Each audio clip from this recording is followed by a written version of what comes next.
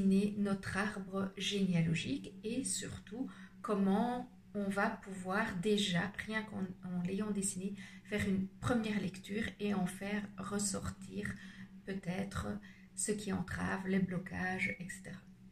Donc dans la première vidéo, rappelez-vous, nous avons vu que tous nos domaines de vie étaient concernés par le transgénérationnel et nous avons vu que dans les transmissions, eh bien, ça se passait sur différents plans tels que le plan, par exemple, de notre façon de penser, que notre façon de penser est influencée par la façon de penser qu'avaient nos ancêtres, que nos croyances sur lesquelles on se base pour créer notre vie sont influencées par les croyances de nos ancêtres. Par exemple, il y a une croyance qui est très encore, je vais dire, à la mode aujourd'hui, qui est qu'il faut travailler dur pour mériter. Alors, imaginez juste, vous, qu'est-ce que cette croyance va créer dans votre vie? Est-ce que ça crée de la légèreté ou est-ce que ça crée de la lourdeur?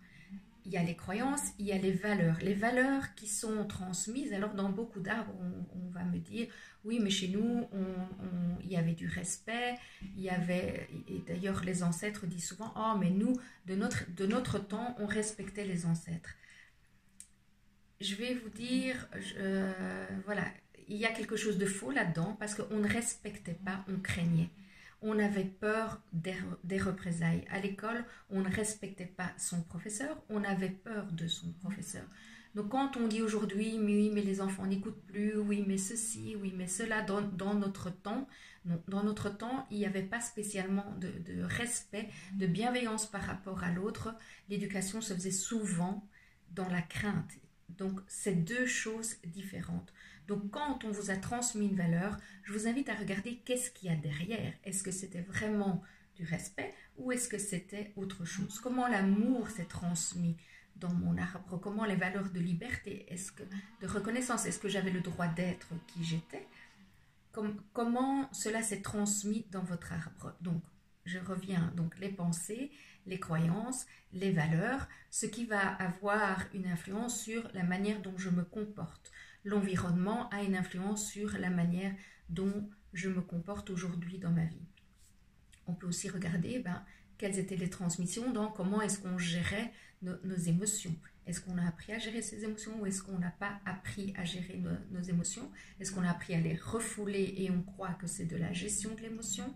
Voilà, il y a plein de remises en question qui risquent d'apparaître au moment où vous allez dessiner votre arbre, le regarder, voir comment vous vous sentez. Dans tout ce travail sur l'arbre, ce qui me tient moi à cœur en particulier, c'est le fait d'augmenter sa conscience d'être. Si je dessine mon arbre, si je m'intéresse aux transmissions des ancêtres, c'est pour améliorer ma vie, bien sûr, mais c'est aussi pour me connecter à cette conscience d'être et élargir mon champ des possibles, mon champ des possibilités, mon espace et de pouvoir me reconnecter à qui je suis. Voilà, il y a une partie où c'est arrêter d'être fidèle à quelque chose qui est obsolète. Ça risque donc de remettre ma vie en question. Donc si vous n'avez pas envie de remettre votre vie en question, si vous n'avez pas envie que votre vie change, surtout, ne dessinez pas votre arbre, ne regardez pas la suite des vidéos, ça n'aurait aucun sens. Parce que peut-être certaines choses qui vont être dites ici vont heurter votre système de pensée. Alors regardez toujours si est-ce que c'est juste pour moi? Est-ce que c'est léger pour moi ce qui est dit? Est-ce que c'est lourd? Est-ce que ça me crée de l'inconfort parce que ça vient, voilà, mettre un peu en désordre mon système de croyance, ce que je croyais de la vie? Donc, je vous invite vraiment à expérimenter les choses, ne pas simplement croire bêtement ce qu'il dit, ça n'aurait aucun sens, mais d'expérimenter et d'être prêt à recevoir, d'être ouvert à recevoir, eh bien, tout ce que ce travail pourrait apporter de positif dans votre vie. Donc, nous allons donc commencer par dessiner notre arbre. Donc, Je vais me mettre un peu de travers pour que vous puissiez voir correctement le tableau. Donc vous entendrez ma voix, mais vous ne me verrez peut-être plus. Donc notre arbre, nous allons le dessiner sur 4 générations. Donc dans la vidéo précédente, je vous avais proposé d'aller chercher de l'information. Alors que vous l'ayez fait ou pas, ça n'a pas d'importance. Peut-être que vous n'avez même pas vu la vidéo précédente. Donc l'important, c'est toujours de le faire à partir de l'énergie qui est là. Donc, je vais dessiner mon arbre avec l'intention de quelque chose dans ma vie. Donc, l'arbre, moi, je le dessine toujours en mettant la date du jour parce que c'est l'arbre qu'on dessine aujourd'hui et en y mettant une demande de travail, entre guillemets, de travail, en tout cas d'évolution. Donc, aujourd'hui, dans ma vie, je blablabla quelque chose et c'est pour cette raison que je regarde qu'est-ce qui se transmettait dans ce domaine ou dans d'autres domaines au niveau de mes ancêtres qui fait que c'est ce type de couple que j'ai créé, c'est ce type de boulot que j'ai pris.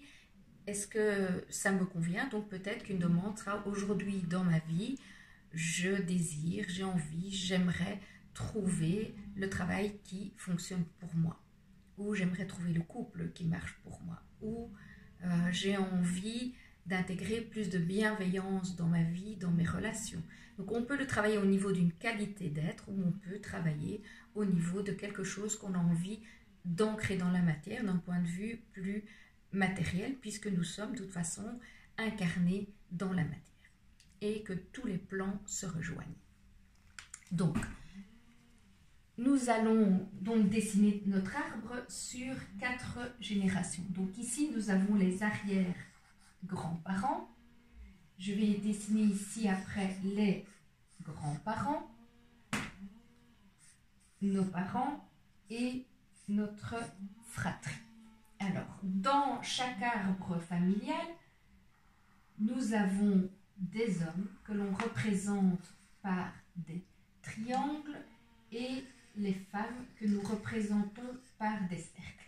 Ici, pour le premier arbre, je vais vous dessiner un arbre standard. Ça veut dire quoi? Ça veut dire qu'au niveau des arrière-grands-parents, eh bien, je vais dessiner 4 couples d'arrière-grands-parents. Alors, comment je fais ça? Chaque couple étant composé d'un homme et d'une femme, eh bien, je dessine 4 triangles, 4 cercles et je rejoins le triangle et le cercle qui forment le couple. Donc, on a monsieur, madame, donc l'arrière-grand-père, l'arrière-grand-mère, l'arrière-grand-père, l'arrière-grand-mère. Quand on est face à l'arbre, les hommes se dessinent à gauche et les femmes à droite. Ce qui veut dire qu'ici, nous allons avoir la famille paternelle et ici, la famille maternelle. Donc, comme je vous dis, je fais un exemple standard d'une famille idéale. Donc, ici, de ce couple-là est né mon grand-père et de ce couple-ci est née ma grand-mère. On peut dessiner un arbre comme je le fais en partant du haut ou on peut dessiner son arbre en partant du bas. Ça n'a mais vraiment aucune importance. Donc ici, le grand-père maternel et la grand-mère maternelle dont seront issus voilà, des enfants. Donc ça, c'est le couple. Sur le lien du couple, nous y ajoutons les enfants. Ici, j'ai mis un seul grand-père.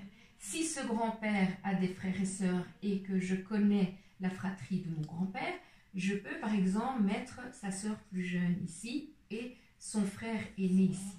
Dans la manière dont moi je dessine l'arbre, qui n'est pas forcément la manière dont tout le monde dessine les arbres, je le mets en plus petit pour ne pas mettre la fratrie dans le couple ici. Ici, donc, on est avec les arrière-grands-parents. Là, ma grand-mère, de même, peut-être qu'elle a un frère, une sœur, ou peut-être même à certaines générations, ici, il y avait beaucoup de monde. Donc, voilà. Vérifiez toujours que vous ayez assez de place pour mettre tout le monde. Donc, le grand-père, la grand-mère. De ce premier couple ici, puisque c'est ma famille paternelle, est né, eh bien, mon père. Et ici, la mère. Donc ici, arrière-grands-parents, grands-parents, les parents. Et ensuite, je vous invite à mettre la fratrie. Dans la fratrie, on va mettre les filles, les garçons, mais on va aussi, dans les types d'enfants, à chaque niveau, on va aussi noter, quand on le sait, les fausses couches et les IVG, c'est-à-dire les avortements. Alors, comment on note une fausse couche? On met simplement FC. Si je sais déjà ce que c'est, je peux mettre FC dans un cercle ou dans un triangle qui représente donc le cercle, la femme, le triangle, l'homme. Et pour l'IVG, pareil. Pour l'IVG, c'est intéressant d'ajouter, est-ce que c'était un IVG parce que ce n'était pas le moment pour moi d'accueillir cet enfant, ou est-ce que c'était un IVG proposé par le corps médical parce qu'il y avait un risque que cet enfant ait on va dire une anomalie, je n'aime pas ce terme, mais ait une différence que moi je ne m'estimais pas capable de gérer. Donc la raison pour laquelle on a avorté va avoir un impact aussi sur les descendants, sur voilà, sur la fratrie dans laquelle ça s'est passé, etc. Mais nous discuterons des conséquences des événements plus tard. Donc, quand on dessine son arbre, on met la structure, en tout cas moi je commence généralement par la structure, et pour chaque personne de l'arbre, on va y mettre son nom, son prénom, donc le nom et le prénom, et on peut y mettre la date de naissance quand on l'a, la date de décès quand on l'a, et si les gens étaient mariés aux générations précédentes, souvent ils étaient mariés, la date de leur mariage. Donc ici, on est dans un contexte classique où il n'y a pas de divorce. D'accord? Je vais mettre ici à cette génération-ci, je vais vous montrer comment est-ce qu'on va mettre la deuxième femme du mari ou le deuxième mari de la femme s'il y a eu un ou deux et peut-être voire parfois trois couples. Donc les hommes un triangle, les femmes un cercle. Pour relier le couple, on fait simplement une ligne. On met les enfants sur le lien du couple. Par personne, on va mettre son nom, son prénom, sa date de naissance, sa date de décès quand on l'a. Et ce que nous allons ajouter sur l'arbre, en général, je propose d'utiliser une autre couleur, mais vous faites comme vous voulez. Vous utilisez une couleur, 2 couleurs, 10 couleurs, ça n'a pas d'importance. L'important, c'est qu'on s'y retrouve. C'est de mettre les événements, de pouvoir dire, tiens, ce grand-père-ci, eh bien, il est mort à la guerre. Celui-là, il s'est noyé et donc a laissé sa femme seule avec tous les enfants. Cette personne avait telle maladie et ça a duré toute la vie de ma mère. Elle a été, ou pendant toute ma vie, ma mère était déprimée. Donc je vais vous inviter à mettre dans l'arbre tous les événements dont vous avez connaissance qui se sont passés dans votre histoire familiale. Ou celui-là, l'arrière-grand-père, on ne sait pas pour quelle raison, mais il a été exclu du clan. Et nous verrons quels sont l'impact de tous ces événements sur votre famille. On peut aussi noter, quand on est au courant, tous les incestes, tous les abus qu'il y a eu dans l'arbre généalogique. Donc, 4 générations, les dates quand on sait, les événements, les maladies, tout ce qui s'est passé dans notre famille, tout ce qu'on connaît de notre histoire familiale. Alors, pour revenir là un instant aux familles recomposées, par exemple, admettons que cet homme donc, a eu une première femme, donc je vais mettre ici première femme avec qui il a eu un fils qui est ici le père, et que cet homme a divorcé et puis s'est remarié. On met la deuxième femme la plus proche du mari, puisque ça, c'est le nouveau couple qui existe. La première femme plus loin, et peut-être que ce couple-là a eu ici une fille qui devient la demi-sœur de mon père. D'accord? Donc, première femme, deuxième femme. J'ai oublié de dire qu'on représente les couples mariés en mettant 2 petits anneaux sur le lien. Un couple divorcé, eh bien, on met 2 barres pour dire, ben voilà, il a divorcé, j'ai été mariée et je suis divorcée. Si un couple n'est pas marié et qu'il a vécu en concubinage toute sa vie, eh bien, on ne met pas d'anneau. S'il se sépare, on met simplement une barre. Une barre représente la séparation, 2 barres représentent le divorce. On peut très bien être marié et séparé et ne jamais divorcer. Et socialement, ça a un impact aussi sur les descendants. Il y a des gens qui sont séparés de fait et qui ne divorcent jamais pour des raisons financières ou un tas d'autres raisons qu'ils se donnent. Donc, la deuxième femme est toujours la plus proche pour revenir au couple du mari. Et si c'est la femme qui a un deuxième mari, eh bien c'est la même chose. On met ici le deuxième mari et on met les enfants de ce couple-là sur le deuxième lien. Donc ici, par exemple, on pourrait mettre 2 filles. Quand les 2 enfants ont connu les grands-parents, donc suivant à l'époque où les gens se sont mariés, eh bien, on va devoir rajouter ici un couple, je vais le mettre comme ça, d'arrière-grands-parents, puisque cet enfant-là n'a pas les mêmes grands-parents que cet enfant-là, mais tout le monde fait partie du système, puisqu'il y a une influence dans la vie de tout le monde de cette nouvelle personne qui vient dans le système. Donc ça, c'est la manière dont on dessine un arbre. Donc je vais vous inviter, vous pouvez faire pause, réécouter calmement comment on dessine son arbre, le dessiner.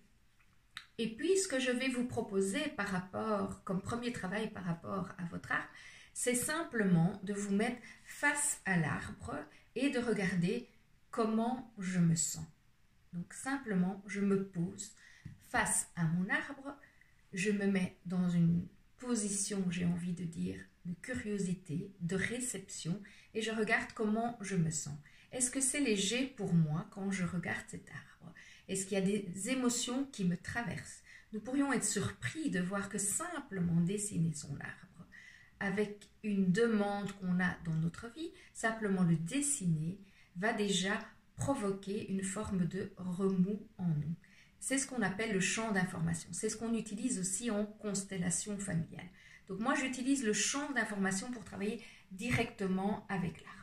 Donc je vous invite à regarder votre arbre, à regarder comment vous vous sentez, à regarder que vous êtes un fruit de cet arbre-là et que malgré tout ce qui s'est passé dans cet arbre-là, la vie est arrivée jusque vous et peut-être même qu'elle a déjà continué 1 ou 2 générations, voire 3, suivant si vous êtes déjà grand-père, arrière-grand-père, grand-mère, parent, ou peut-être que vous êtes simplement encore, entre guillemets, enfant de l'arbre, ou la dernière génération de l'arbre. Donc, premier exercice, c'est comment je me sens. Ensuite, un deuxième exercice que vous pouvez faire et observer qu'est-ce qui se passe quand vous le faites, c'est simplement nommer tu es mon père, je suis ta fille. Tu es ma mère, je suis ta fille. Et de regarder quand je dis ça face à mon arbre, qu'est-ce qui se passe? Qu'est-ce que j'ai comme émotion? Qu'est-ce qui tourne? Est-ce que quand je le dis, je suis légère ou est-ce que j'ai de la colère? Est-ce qu'il y a des choses qui me remontent dans le sens où ma mère ne m'a jamais reconnue, je ne me suis jamais sentie aimée par mon père, j'ai pas fait les études que je voulais. Voilà, de regarder quelles sont encore nos revendications, qu'est-ce qui remonte encore par rapport à cet arbre familial. Si c'est en paix, eh bien, parfait, c'est que vous êtes déjà libéré de toutes les entraves que vos ancêtres nous ont transmis. Je connais très très peu de familles où on était dans une famille à 100% parfaite et où il n'y a rien à travailler.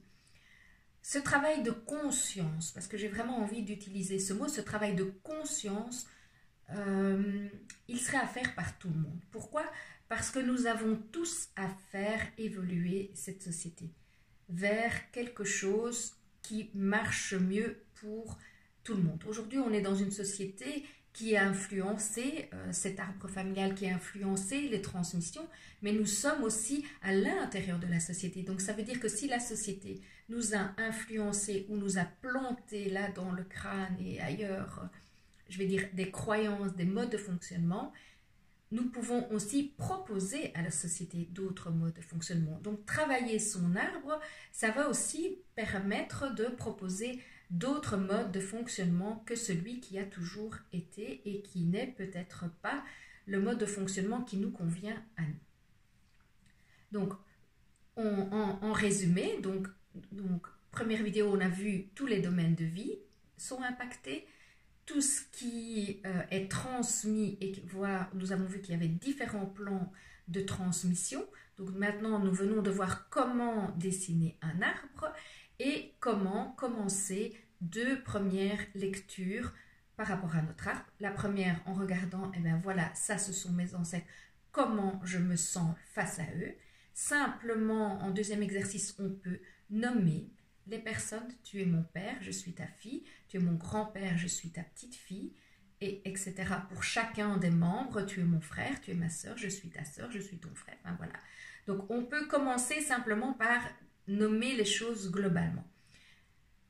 Si vous veniez travailler chez moi, je ferai d'abord une première lecture dans le sens où on regarderait déjà dans la manière dont j'ai dessiné l'arbre, qu'est-ce qu'il ressort? Est-ce que je l'ai dessiné, par exemple, là en haut, j'ai fait un arbre qui prenait que une demi-feuille, et donc ça pourrait déjà venir dire que nous avons un problème d'enracinage ou de la manière dont on gère l'espace, ou est-ce que je l'ai mis tout en bas de la feuille et où je vois que mon arbre a une difficulté plutôt de s'élever. La manière, si je l'ai mis à gauche, à droite, en bas, etc., chaque façon de dessiner l'arbre va venir nous parler de l'interprétation que nous avons de notre système familial, en tout cas de l'image que nous avons nous intégrée. Dans une même fratrie, nous allons avoir des interprétations, c'est là que ça montre bien que tout est subjectif, des interprétations de l'arbre différentes. Donc, ça peut être intéressant si vous êtes plusieurs à avoir envie dans votre fratrie de dessiner votre arbre ou plusieurs même de générations différentes, de voir quelles sont les choses qu'on a intégrées de manière commune et quelles sont les choses, tiens, moi je l'ai vécu comme ça et toi tu l'as vécu comme ça, et c'est ni bien ni mal, c'est 2 visions des choses différentes. D'ailleurs, quand on a une fratrie, nous avons les mêmes parents physiquement, mais la relation qui se crée avec le parent ou la relation qui se crée avec l'enfant est toujours unique. Ce n'est pas la même chose d'être le premier enfant dans notre fratrie ou d'être le petit dernier. Ça n'a pas la même énergie. Donc, c'est aussi intéressant de regarder, voilà, où est-ce que moi je me situe? Est-ce que je suis l'aîné et qui fait que c'est grâce à moi, entre guillemets, mais en tout cas c'est moi qui fais le changement de génération? Est-ce que je suis le dernier d'une fratrie de 10 enfants? Est-ce qu'il n'y avait que 2? Est-ce que j'arrive avant une fausse couche, après une fausse couche, avant un avortement, après un avortement? Voilà, tous ces éléments-là, je vous invite à les réunir. Et si besoin, vous pouvez mettre des commentaires en dessous de cette vidéo. Je crois que je vais créer un groupe un groupe sur Facebook où on va pouvoir poser ces questions et je ferai au mieux pour répondre à l'une ou l'autre de vos questions. Voilà, je vous souhaite un très très bon exercice et je vous dis à bientôt dans la 3e vidéo où nous allons parler de l'impact des mythes qui peuvent se raconter dans un arbre familial et qui créent quelque chose pour la génération qui raconte le mythe et les générations suivantes. Une très belle journée à tous.